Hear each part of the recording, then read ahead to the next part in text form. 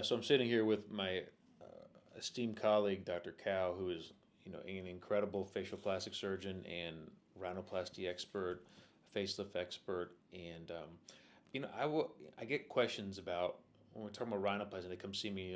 Do you do closed? And I've heard that's a better surgery, and I just kind of want to dispel some myths about how we approach and how you approach rhinoplasty and why to you and us that open approach is superior.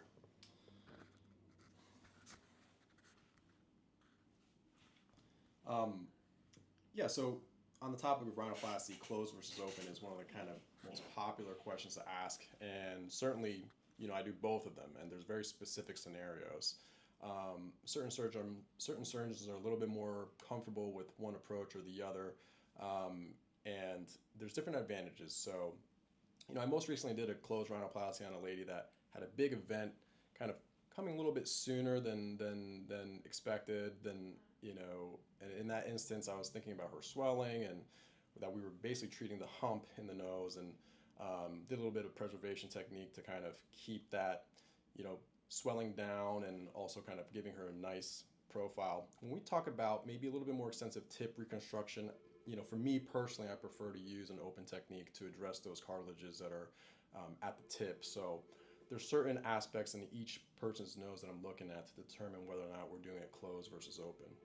And then you mentioned the word preservation. Now it's important that I like to call BS on stuff and call the validity on things too.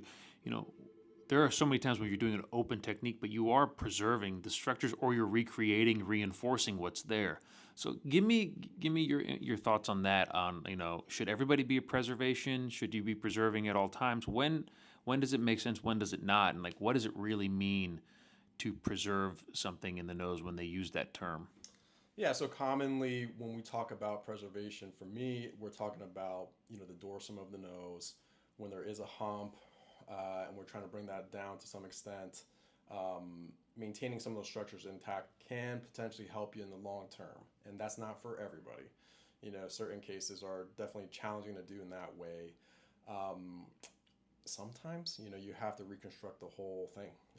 If there's some bad elements of injury or asymmetries, some of these things can't be easily handled using a preservation kind of approach.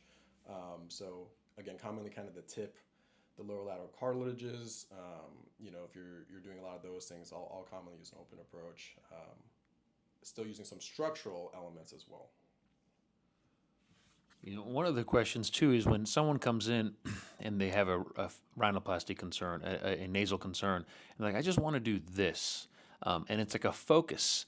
You know, how do you address that? Because often I find that, and I explain that, when you address the nose and you're trying to make a modification of one subunit of it, that often you do have to be mindful and consider the entire structure to get a balanced and harmonious result. And I want you to explain kind of your thoughts on that and how do you educate patients on that. I think that's an excellent question, hot topic as well. This idea of a micro rhinoplasty, mini rhinoplasty, and the reality is so many elements of the nose are intertwined, and we're looking at all the elements, the bones, the nasal bones themselves, so the midvault, which consists of the upper lateral cartilages, and then your tip. All these things kind of have to work in concert to make sense aesthetically. So even if you just have a hump, it's probably not all bony hump. Part of it's cartilaginous. And this goes into some of the kind of technical aspects that I'll typically discuss during consultation. But all this to say that even if you think it's just the one thing, like the tip, often that does require looking at, if not addressing, the other elements of the nose. So that's a great question.